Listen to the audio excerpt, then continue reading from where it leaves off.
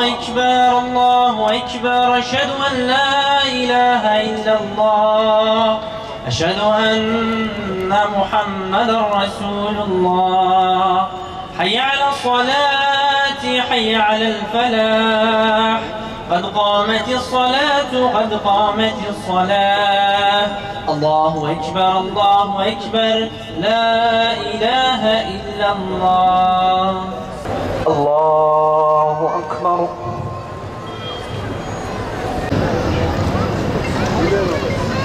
بسم الله الرحمن الرحيم الحمد لله رب العالمين الرحمن الرحيم مالك يوم الدين اهدنا الصراط المستقيم لقد خلقنا الإنسان في أحسن تقويم الله أكبر. سمع الله لمن حمده. الله أكبر. الله أكبر. الله أكبر.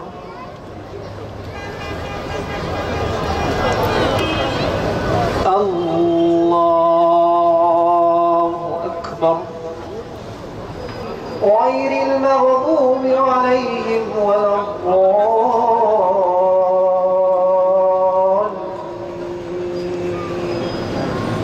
وقال الإنسان ما لها يومئذ تحدث أخبارها بأن ربك أوحى لها.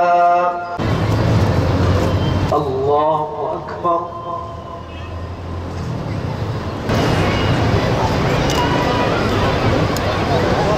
الله أكبر. صل على محمد في الأولين صل على محمد في الآخرين. اللهم إنك عفو كريم تحب العفو فاعف عنا. اللهم إنك عفو كريم تحب العفو فاعف عنا. اللهم إنك عفو كريم تحب العفو فاعف عنا. اللهم إننا ظلمنا أنفسنا فإن لم تغفر لنا وترحمنا لنكونن من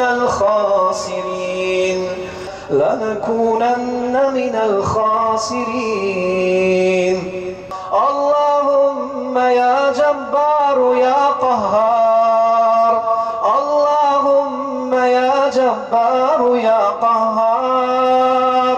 اللهم يا جبار يا قهار.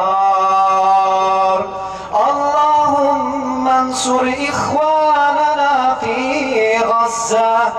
اللهم انصر إخواننا في غزة. اللهم انصر إخواننا في غزة. اللهم ثبت أقدام المجاهدين في غزة. اللهم ثبت أقدام المجاهدين في غزة. اللهم احفظ المجاهدين في غزة. اللهم آلك الأمريكا وإسرائيل. اللهم آلك الأمريكا وإسرائيل. اللهم آلك الأمريكا وإسرائيل كيوم عاد وثمود.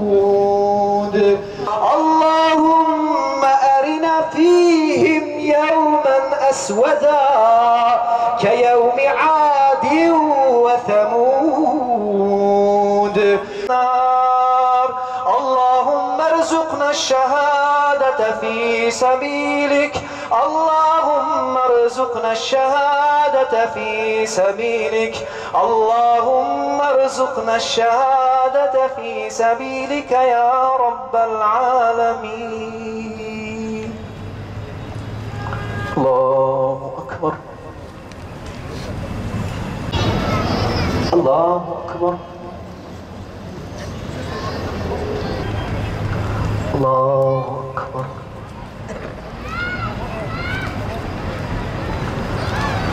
الله أكبر.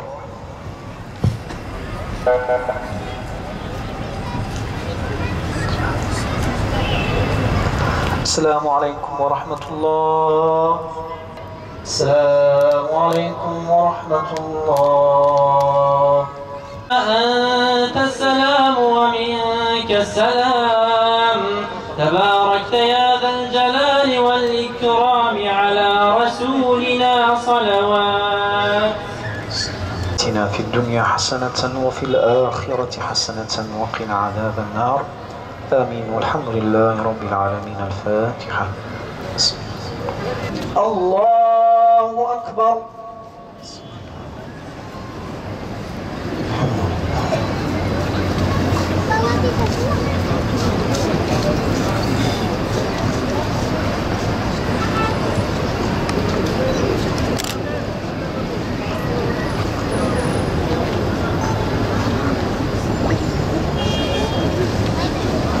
الله أكبر.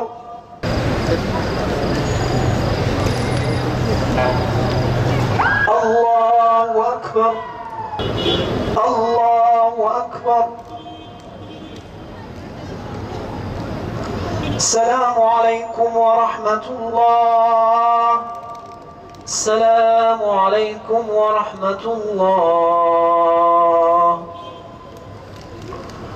ولله ولروح شهداء الإسلام الفاتحة.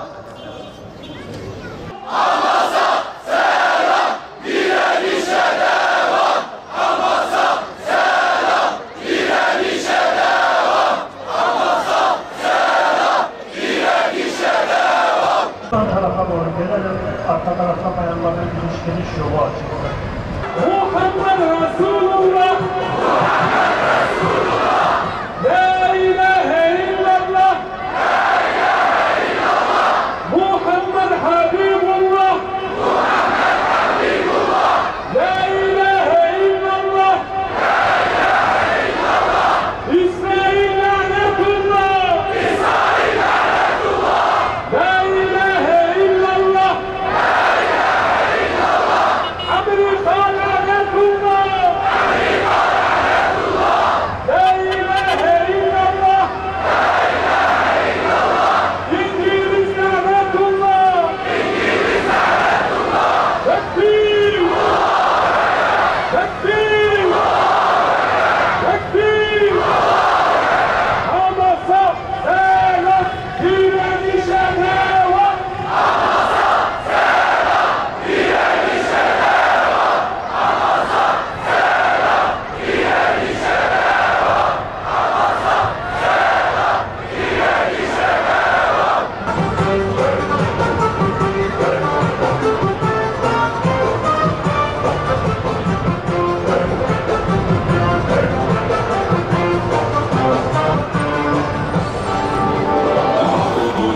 Kalbimizin yarısı Mekke, yarısı Medine.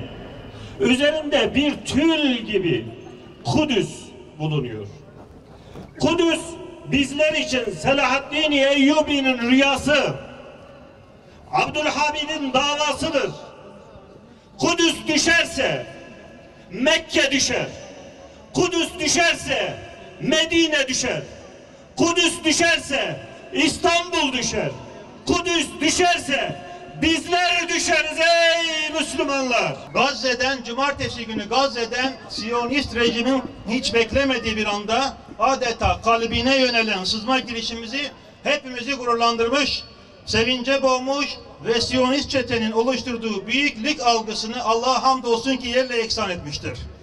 Her şeyden evvel Siyonistleri zillete düşüren, alçaltan ve bu başarı elde eylemlerinden ötürü Rabbimize hamd ediyoruz. Şükürler olsun.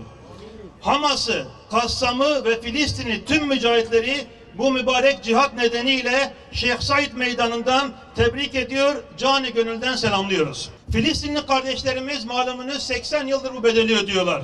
Her türlü bedeli ödediler. Bugün de Gazze büyük bir kuşatma altında ve saldırı altında. Bu bedel niçin ödeniyor? Bu bedel aziz, mübarek Kudüs Yahudi işgalciler tarafından, kafirler tarafından çiğnenmesin ve Müslümanların kıblesi olarak, Müslümanların ikinci mabedi olarak varlığını sürdürsün diye kardeşlerimiz bu bedeli ödüyor. Tüm dünyanın sessizliğine, Müslümanların kendilerini yalnız bırakmasına rağmen kardeşlerimiz asla direnişten vazgeçmediler. 80 yıldan bahsediyoruz. Kaç nesil geçti işgalin üzerinden. Hiçbiri Siyonistlere karşı mücadele bayrağını elinden düşürmedi. Kudüs'ün, Aksa'nın bir bütün olarak Filistin'in özgürleştiği, hep birlikte beraber Kudüs'te Mescid-i Aksa'da namaz kılacağımız günün özlemiyle bu mücadeleyi sürdürüyor kardeşlerimiz. Birileri şaşırıyor, soruyor. Neden Hamas şimdi saldırdı? Zamanı mıydı? Yeri miydi? Çok ağır bedeller ödenecek. Gazze bombalanacak. Filistin yeniden abluka altına alınacak. Avrupa, Amerika, kafir güçlerin tümü Filistinlilerin üzerine çullanacak. Yeri miydi Hamas'ın saldırması? Elbette bunu iyi niyetle soranlara cevap verelim. Onları aydınlatmaya çalışalım. Direnişin safına katalım. Zihinlerini berraklaştıralım. Ama Türkiye'de ve dünyada bu soruyu soranlar bilelim ki peşin olarak en başta İslam'a ve sonra İslam adına direnen herkese düşmanlık sergileyen kesimlerdir. Çünkü Gazze ilk defa saldırıya uğramıyor. Filistin'de Hamas'la, Kassam'la, Siyonist rejim, Siyonist çete ilk defa savaşmıyor. Ve son bir yıla baktığımızda Gazze'de, Filistin'de binlerce Müslüman şehit edilmeye devam ediyor. Mescid-i Aksa dinimizin temel değerleri ayaklar altına alınarak çiğnenmeye devam ediyor. İbadetler yasaklanıyor. Müslümanların Aksa'ya girişi yasaklanıyor. Tüm bunlara rağmen sanki Filistin'de barış varmış. Sanki İsrail bir barış havası estirmiş gibi Hamas Gazze'ye niye saldırıyor diye soruyorlar. Hamas İsrail'i yok etmek, Kudüs'ü özgürleştirmek için saldırıyor İsrail'e. Kassam hazır olduğu her anda, gücünü topladığı her anda, fırsatını kolladığı her anda Siyonistlere alçaltıcı bir hale sokup rezil etti elhamdülillah bugüne kadar. Bugün de onu yapıyor. Ölüm ve tahakküme mahkum edilen kardeşlerimizin hala teslim olmamayı, kahramanca cihad etmelerini bizler gıptayla, gururla desteklemekle yükümlüyüz. Kardeşlerimizin bu mücadelesine karşı bizim de bir takım sorumluluklarımız var kardeşlerim. Bu vesileyle buradaki kardeşlerimize, kendimize bu sorumluluklarımızı sık sık hatırlatmalıyız. Nedir bunlar? Öncelikle kardeşlerimizin dayanışmaya desteğe ihtiyacı var. Çok yoğun bir yalan propaganda ve çarpıtma haberlerle karşı karşıyayız. Özellikle sosyal medyada, dijital alanda Filistin direnişini, İslami direnişi, Hamas'ın direnişini karalayan sayısız haber var. Bunlara karşı bizim de elimizdeki telefonlarla, elimizdeki dijital imkanlarla, bu yalanlarla baş etmemiz ve kardeşlerimizin pir ufak olan mücadelesini tertemiz biçimde çevremize ve insanlara anlatmamız gerekiyor. Filistin'e yardım, insani yardım hiçbir zaman kesilmedi. Kudüs'ü, Gazze'yi, oradaki kuşatmayı unutmayalım. 17 senedir Gazze'deki insanlar dışarıya çıkamıyor. Düşünün, kuşatmanın başladığı gün doğan çocuk bugün 17 yaşında. Zaten evvelinden de bir kuşatma vardı ama tam bir kuşatma halinden bahsediyoruz. Hiçbir yere gidemiyorlar. İçeriye hiçbir şey sokulmuyor. Ve son saldırılardan sonra kuşatma daha da derinleştirildi. Birkaç saat, buraya gelmeden evvel birkaç saat kalan elektrikten bahsediyorlar. Suları kesilmiş. Bütün dünyayı ayağa kaldırmamız gerekiyor. Sivil, siyasi, bürokratik tüm alanlarda seferber olup Gazze kuşatmasını kıran, Hamas'a destek olan eylemler içinde olmamız gerekiyor. İnsani yardımı çoğaltmamız gerekiyor ve bu eylemleri yaygınlaştırarak, artırarak, sıklaştırarak Gazze direnişine destek olmamız gerekiyor. Siyonist kuşatmayı kıran Aksa tufanına bir kez daha bin selam olsun. Selam olsun hiçbir kaybın korkutmadığı mücahitlere ve yüzümüzü artan, ümmetin onurunu kurtaran Hamas'a binlerce selam olsun. La ilahe illallah. La ilahe illallah. Emrika lanetullah. Emrika lanetullah. La ilahe illallah. İsrail lanetullah. İsrail lanetullah. İngiliz lanetullah. İngiliz lanetullah. Bugün burada Aksa tufanının destanını, Aksa tufanının mücadelesini direnişini konuşmaya, görüşmeye, desteklemeye ve onlara güç vermeye geldik. Allah'ın izniyle kuşatmanın başından bugüne kadar verdiğimiz desteği Allah'ın izniyle kuşatma ortadan kalkana kadar aynı kararlılık, aynı azim ve aynı gayretle devam ettireceğiz Allah'ın izniyle. Mescid-i Aksa neden önemli? Mescid-i Aksa Müslümanların ilk kıblesi ve bizim kutsallarımızdan en değerli olanlarından biridir. Ancak bugün Mescid-i Aksa vahşi, barbar, katil Siyonistler tarafından işgal edilmiş bulunmaktadır. Biz Müslümanlar olarak elimiz yetişmiyor olabilir, oraya gidemiyor olabiliriz, ancak Mescid-i Aksa onurumuzu hesaplayarak, onurumuzdur diyerek, şeref ve haysiyetimiz bilerek asla Mescid-i Aksa'yı yalnız bırakmamalıyız. Bugün Mescid-i Aksa Müslümanların ortak değeridir. Mescid-i Aksa bir toprak parçası. Kudüs bir belde. Hamas bir beldeyi, bir toprağı, bir toprak parçasını savunan bir hareket değildir. Bugün Mescid-i Aksa bütün Müslümanların izzetini temsil eden bir semboldür. Bu sembol bugün Siyonistler tarafından işgal edilmiş ve biz Müslümanların haysiyeti çiğnenmek isteniyor. Mescid-i Aksa'yı hiçbir ırka, hiçbir mensuba, hiçbir milliyete mal edemeyiz. Mescid-i Aksa Arapların mücadele edeceği sadece bir değer değildir. Mescid-i Aksa bunların hepsinin üzerinde bütün ümmetin ortak anlayışı, ortak davası, ortak paydasıdır. Bunu böyle bilmemiz lazım. Mescid-i Aksa bu sebeple önemlidir. Evet aziz kardeşlerim, duyuyorsunuz. Bazıları işte başka yerlerde oluyor. Başka kuşatmalar, başka saldırılar oluyor. Neden aynı tepkiyi onlara vermiyorsunuz diyorlar. Hayır. Biz bugüne kadar adaleti elinde bulundurmuş, adaleti tesis etmiş ve bu uğurda zulme uğramış bütün mazlum ve mustazaf halkların arkasındayız. Biz hiçbir zaman onları yalnız bırakmadık ve Allah'ın izniyle bırakmayacağız.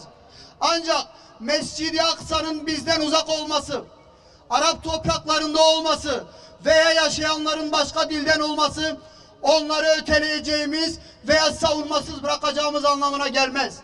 Bunun hesabı bütün Müslümanların sorumluluğunda, bütün Müslümanların boynuna bir borç olarak bulunmaktadır. Bu sebeple Mescid-i Aksa bizim için değerli ve bu sebeple savunmaya ihtiyacı vardır. Mescid-i Aksa bugün işgal altında ve bu işgalin karşısında direnen aslanlar var. Domuz işbirlikçilerinin karşısında mücadele eden, mukavemet gösteren aslan ordusu var. Ve bugün o aslan ordusunun kükremesiyle Siyonistlerin başına bomba iniyor, füze iniyor. Her inen bomba, her inen füze Mescid-i Aksa'nın özgürleşmesi, Müslümanların başının dik olmasını sağlıyor. Malumunuz bugün Mescid-i Aksa'da yapılan mücadele yeni başlamış bir mücadele değildir.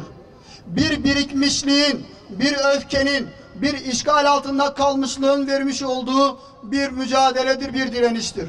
Bu sebeple hem meşrudur hem hukukidir. Mescid-i Aksa ile ilgili yapılan bütün mücadele ve direnişlerde tamamıyla halkın desteğiyle yapılmış olduğundan hem meşruiyeti söz konusudur hem de uluslararası anlamda hukuki boyutu net bir şekilde ortaya konmaktadır. Bu sebeple biz Mescid-i Aksa'nın savunmasında bulunan bütün mücahitlere, bütün savunuculara, bütün mukavemet gösterenlere desteğimizi Allah'ın izniyle sonuna kadar götüreceğiz. Bu uğurda her ne imkanımız, her ne durumumuz, elimizdeki bütün imkanlarımızla birlikte seferber olmaya hazırız. Allah'ın izniyle her ne kadar oraya gidemesek de buradan, Diyarbakır'dan, Türkiye'den onlara, o yiğitlere, o aslan parçalarına desteğimizi net bir şekilde ilan edeceğiz ve arkalarında olduğumuzu göstereceğiz Allah'ın izniyle. Bugün işgal altında olan Gazze maalesef ölülerle, şehitlerle, yaralılarla, gazilerle dolmuşlaşmış. Bugün katil Siyonist İsrail her an bombardımanla mazlum insanları, hakkını savunanları maalesef bombardımana tutmuş. Bugün Gazze ile bir olmak üzere. Ancak bunu yapan pişkin Siyonistler asla kendilerindeki güçten dolayı bunu yapmıyor. Bunu Müslümanların acizliği, belki korkaklığı, belki suskunluğundan aldıkları güçle yapıyorlar. Bu sebeple katil, işbirlikçi, Siyonist İsrail'e destek hemen babası büyük şeytan Amerika'dan geliyor. Bu küfür tek millettir diyen Allah Resulü'nün vaadinin ne kadar isabet ettiğini gösteriyor. Bugün Amerika'sı, İngiliz'i, Alman'ı hepsi işgalci, terörist, Siyonist İsrail'e destek verirken Müslümanlar asla ama asla mazlum Filistin halkını yalnız bırakamaz. Yalnız bıraktıkları anda mücahitlerin direnişi, mücahitlerin mücadelesi aksamış olacak. Mücahitler, Aksa için direnen, Filistin'i müdafaa eden mücahitler bugün buraya bakıyor, Ahmet'e bakıyor, Diyarbakır'a bakıyor, Türkiye'ye bakıyor. Buradan kendilerine gidecek desteklere bakıyor.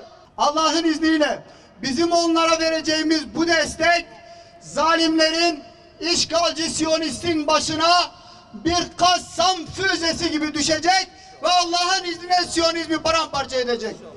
Bu sebeple bu kararlılığımızı, bu tutumumuzu, bu söylemlerimizi sürekli bir şekilde geliştirmeli. Kudüs için bütün imkanlarımızı seferber etmeliyiz. Asla yapabileceğimiz şeylerden geri kalmamalıyız. Dua edebiliriz, meydanlarda olabiliriz, haykırabiliriz, bağırabiliriz, çağırabiliriz. Bunların hiçbiri önemsiz değildir. Burada toplanmamız birileri için basit gelebilir. Ancak mücadele sahnesinden mücadele eden aslanlar için çok önemlidir, çok mühimdir. Bu sebeple bu kararlılığımızı devam ettirmemiz lazım. Biz bir tek ferdimiz dahi kalsa bu mücadelemizi, bu desteğimizi Allah'ın izniyle sürdüreceğiz. Bugün burada olduğumuz gibi yarın da meydanda olacağız, diğer gün de meydanda olacağız.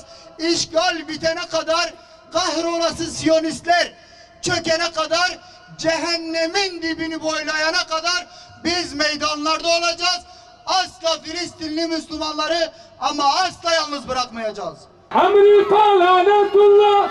Amerika lanetullah. La ilahe illallah. La ilahe illallah. İsrail lanetullah. İsrail lanetullah. Tekbir.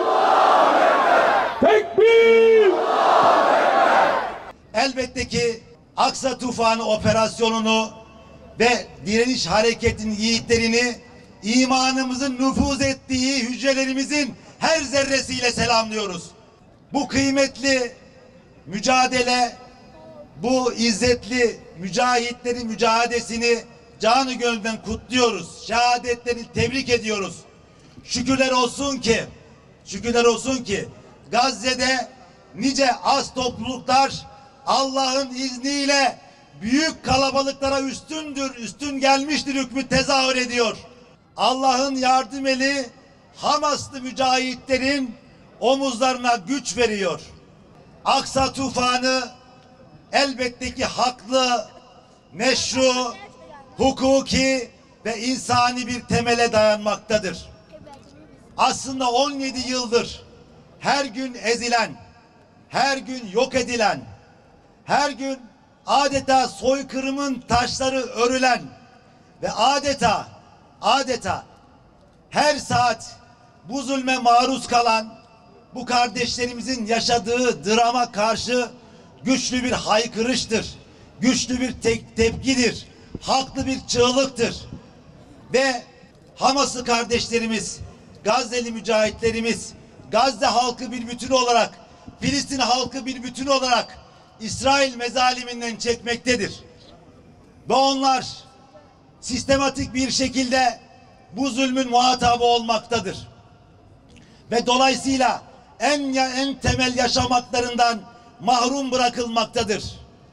Bu operasyon olması gereken bir zamanda gerçekleşmiştir elbette ki. Elbette ki ülkemizde de Siyonizmin ipi üzerinde cambazlık yapan, aslında kalemleri ve boyunları Yahudiye bükük, ruhları çürük bir takım yazar ve çizerler var. Onların mürekkepleri kurusun. Allah onları kahretsin. Gerçekleri nasıl da ters yüz ediyorlar. Hep söylüyoruz.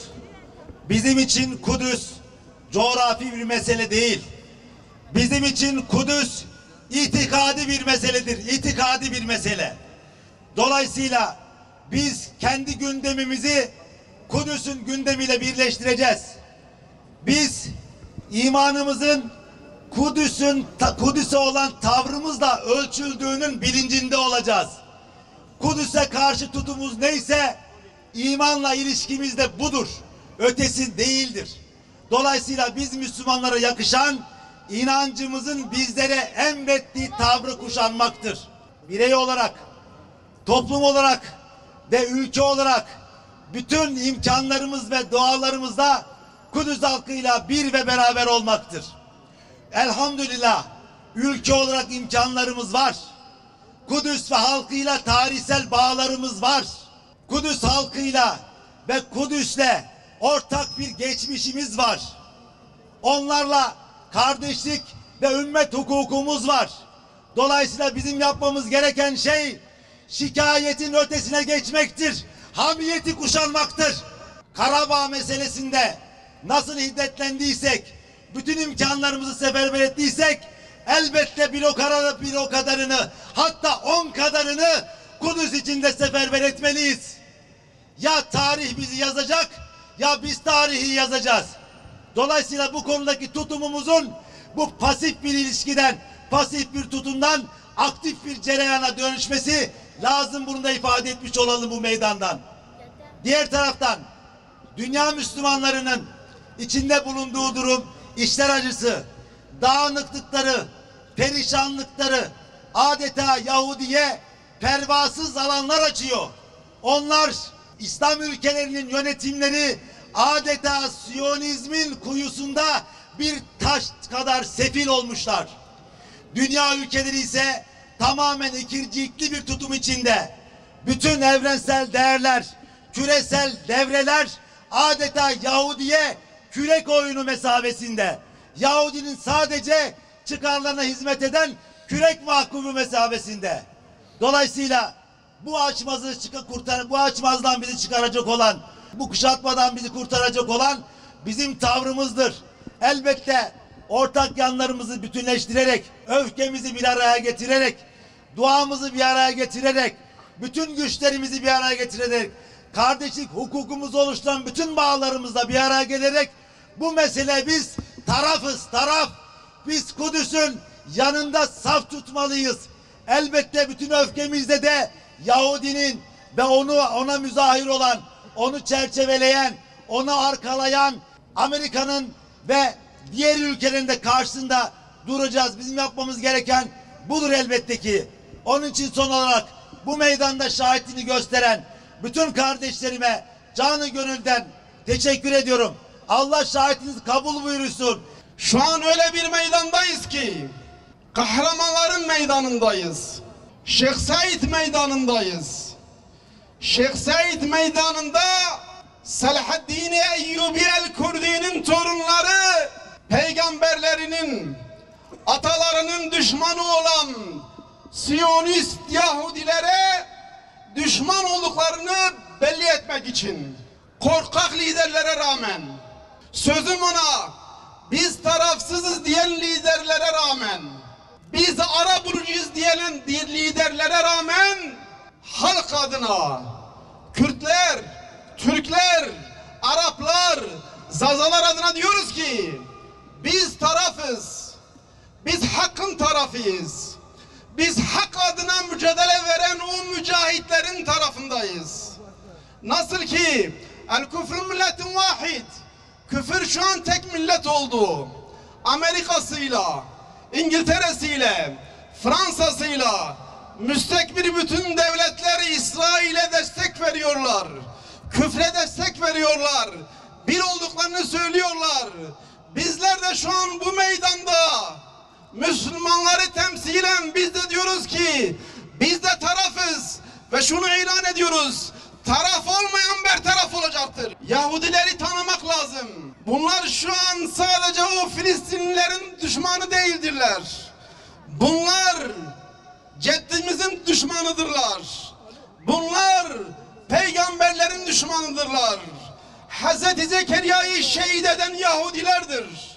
Hazreti Yahya'yı demir taraklarla etlerini kemiklerinden ayırarak şehit eden yine Yahudilerdir. Bir günde 100 peygamberi şehit eden yine Yahudilerdir. Resulullah Aleyhisselatü Vesselam'a suikast düzenlemek isteyen yine Yahudilerdir. Sözlerinden dönen, emanete ihanet eden, anlaşmasını bozan, anlaşmadan geri çekilen, korkak, alçak, yeryüzünün en hakiri kimdir deseniz, en sefili kimdir deseniz yine Yahudidir. Siyonist Yahudidir. Dolayısıyla bu Yahudiler 2. Abdülhamid'e gelip ey sultanım şu Filistin topraklarından bize biraz satsana diye tonlarca altın serip Filistin toprağını almak istemiş. Ama 2. Abdülhamid Han ceddemin kanla, dedelerimin, atalarımın kanla almış oldukları o toprakları biz asla vermeyiz. Kanımız pahasına, canımız pahasına onu savunur, ancak kanla verebiliriz. Osmanlı'nın yıkılmasından sonra maalesef Yahudiler oraya yerleştirilmiş. O zehirli hançer İslam coğrafyasına saplanmış.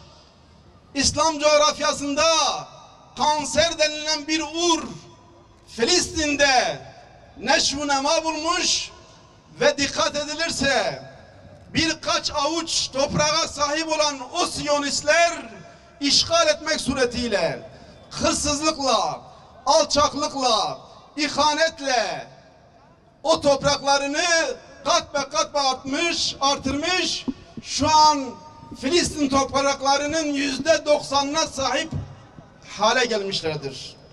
Eğer o mücahitler bu direnişi başlatmamış olsaydılar, bu kıyamı başlatmamış olsaydılar, İnşallah Hazreti Nuh'un tufanı misali Tufanul Aksa'yı, Aksa tufanını başlatmamış olsaydılar, inancınız olsun ki başta Kudüs giderdi, ondan sonra kalan topraklar giderdi. Muhterem kardeşler, İsrail güçten anlar. İsrail korkaktır. İsrail'in korkması lazım. İsrail'in içine ölümün girmesi lazım. Ölüm korkusunun girmesi lazım. Elhamdülillah El-Kassam mücahitleri o korkuyu koydular. Liderleri, komutanları, başkanları şu an havaalanlarına, şu an terminallere, belki de ölümden kaçmak üzere ne yapıyorlar? Kaçıyorlar. Arkalarına bakmadan kaçıyorlar. İnşallah kaçacaklar. Peki bu durumda biz Müslümanlara ne düşüyor? İslam ülkelerine ne düşüyor? Ben izah etmeyeceğim. Başkanların gerekçelerini izah etti. Mücadelenin, kıyamın, tufanın haklılığını, Aksa tufanın haklılığını anlattılar. Ben ona değinmeyeceğim. Ben biraz bize döneceğim. İslam coğrafyasına döneceğim. Bakınız biz yıllarca el açıp ya Rabbi Müslümanları birleştir dedik. Müslümanları bir araya getir dedik. Müslümanların arasındaki ihtilafları gider dedik. Ama bir türlü olmadı. Niye samimi değildik? Şu an Gazze'ye düşen bombalar, şu an evleri tarumar eden füzeler, şu an sokakta oynayan çocukların üzerine düşen bombalar, şu an evinde yemek pişiren anneleri patlatan bombalar, şu an camilerde namaz kılan ihtiyarların üzerine atılan bombalar, şu an Filistin sokaklarında, Gazze sokaklarında atılan bombalar inşallah ümmeti birleştirecek. İnşallah ümmeti bir araya getirecek. İnşallah İttihadül İslami olacak. İslam coğrafyasındaki liderlere sesleniyoruz. Siz korkabilirsiniz. Siz çekinebilirsiniz. Ama Türkiye'siyle, Filistin'iyle, Irak'ıyla, Sudan'ıyla, Afganistan'ıyla, İran'ıyla, Suudi Arabistan'ıyla 57 tane İslam devletinin vatandaşları, biz İsrail'den korkmuyoruz. Biz Amerika'dan korkmuyoruz. Biz ne büyük şeytandan korkuyoruz, ne o şeytanlık dediğimiz küçük şeytandan korkuyoruz. Aramızdaki sınırları kaldırın. Bize engel olmayın diyorlar. Hocaların bahsettiği, bakınız canı gönülden diyoruz. Selahaddin Eyyubi'nin torunları olarak diyoruz. Aramızdaki sınırları kaldırın. Bizimle İsrail arasında çekilin. Allah'ın izniyle Diyarbakırlı, Batmanlı, Muşlu, Antepli, İstanbullu, Ankaralı, Vanlı, Kayserili Müslümanlar nasıl ki Kurtuluş Savaşı'nda, nasıl ki Çanakkale cephesinde Musul'dan geldiler, Gazze'den geldiler, Filistin'den geldiler, burada can verdiler. Bizler de emanete, ahde vefa etme niyetiyle, sözümüze sadık olma niyetiyle Gazze'ye gidip orada Yahudilere karşı savaşmaya hazırız ve nazırız. Bir sözümüz de şu an Amerika'ya, İsrail'e dost görünmeye çalışanlara, müttefik olduklarını söyleyenlere, aranızdaki anlaşmaları bitirin.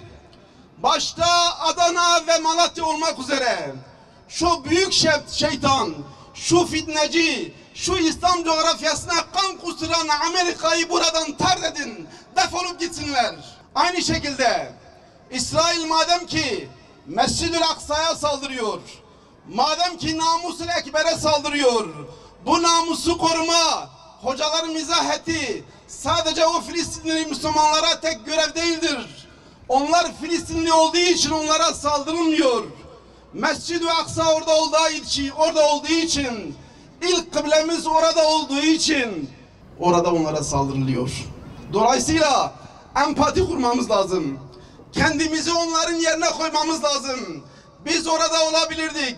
Dolayısıyla her Müslümana düşen en yüksek tepkiyi dile getirmektir. Liderlerini zorlamaktır. Anlaşmalarını bozmak üzere liderlerini, yöneticilerini zorlamak gerekir. Bir sözümüz de biliyorsunuz, bizim Müslümanların adetinde bir yerde yas varsa orada eğlence olmaz, orada festival olmaz, orada gezmek tozmak olmaz, oturulur yas tutulur. Şu an madem ki bir savaş hali vardır, bu savaş Müslüman ile kafirlerin, Yahudilerin savaşıdır. Hristiyanı, Yahudisi bir olmuş, İslam'a madem ki savaş açmış, bizim yapmamız gereken, savaşmıyorsak bile en azından o Müslüman kardeşlerimizin taziyesini tutalım. Ben buradan ekranlar aracılığıyla ilgili kişilere sesleniyorum. 15 Temmuz'da 250 insan şehit oldu. 15 Temmuz yaşandıktan sonra Suriye'de, Irak'ta, İran'da, Filistin'de Müslümanlar eğer düğün eğlence yapsaydılar, festivaller tertipleseydiler biz ne düşünürdük? Şu an Gazze'de binlerce şehidimiz var ve bir çıkar yol bulunmasa belki bu sayı kat be kat artacak. Dolayısıyla başta sahabeler diyarı, Diyarbakır'da başlamak olmak üzere Türkiye'de tertiplenen bütün festivallerin iptal edilmesi gerekir. Bir dizi diyaloglara geçtik. İl ilçe kaymakamlarıyla, belediye başkanlarıyla görüştük. Bakanlarla görüştük. Hepsi hemfikir. Hepsi bu bize yakışmaz.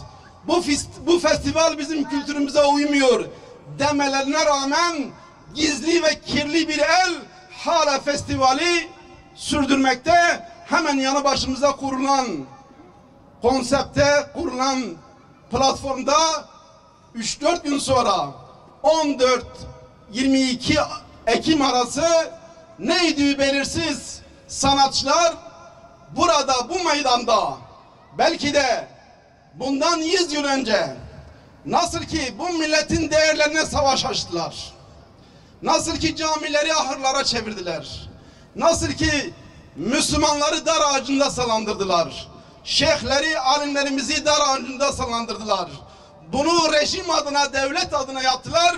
Ne ilginçtir ki şu an farklı bir versiyonuyla gençlerimizi kadınıyla erkeğiyle, kızıyla erkeğiyle bir arada neydi belirsiz sanatçılar tarafından ifsad ettirerek onların hem dünyasını hem ahiretini ne yapıyorlar? Helak etmeye çalışıyorlar. Buna karşı duracağız. Bu böyle biline.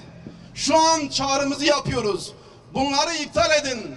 Madem ki savaşmıyorsunuz, madem ki Karabağ'a göndermiş olduğumuz SİHA'ları göndermiyorsunuz, en azından oturun, yas tutun. Allah'ım Gazze'de mücadele eden kardeşlerimize sebat ver. Attıklarına isabet ettir. Ayaklarını sabit kıl. Kalplerine cesaret ver ya Rabbi. Düşmanlarının kalplerine korku sal Allah'ım. Yardımcısı olmayanların sığınağı olan Rabbimiz, Gazze'nin çocukları için sana yalvarıyoruz. Gazze'nin kadınları için senden yardım diliyoruz. Gazze'nin yaşlıları ve Gazze için senden yardım diliyoruz ya Rabbi. Ey kahhar olan Rabbimiz, ey cebbar olan Rabbimiz, İsrail'i ve onun uşaklarını kahreyle. Ya Rabbi, şüphesiz Siyonistler haddi aştılar. Sen onların bozguncu olduklarını ve zalimliklerini daha iyi bilirsin. Rabbimiz, onlar Gazze'de güven içinde yaşayan masumların kanlarını dökmektedirler. Ey her şeye sahip olan Rabbimiz, ey kimsenin kendisinin gücüne karşı durulmaz olan, ey bozguna uğramayıp bozguna uğratan, ey her şeyin elinde olduğu, ey her şeyin anahtarının maliki, ey bir şeye istediğinde ona ol demesi kafi olan, ey ilahlık iddiasında bulunanların Rabbi, sana çıkan hariç tüm kapılar yüzümüze kapandı. Tek umudumuz senin bize uzatacağın ipin, yardımın, Gazze'deki kardeşlerimizi destekleyişin ve onlara yardım edişindir. Mücrim ve gaspçı Siyonistleri yerle bir et ya Rabbi. Mücrim ve gaspçı Siyonistleri yerle bir et ey kahhar olan Rabbimiz. Allah'ım Gazze'yi muhafaza eyle. Mescid-i Aksa'yı Müslümanlara iade et. Sen dualarımızı kabul et Allah'ım. Amin. Velhamdülillahi Rabbil alemin. المدفع واحنا رصاص شعبي بيقطع الراس احنا رجالك والحراس سيري سيري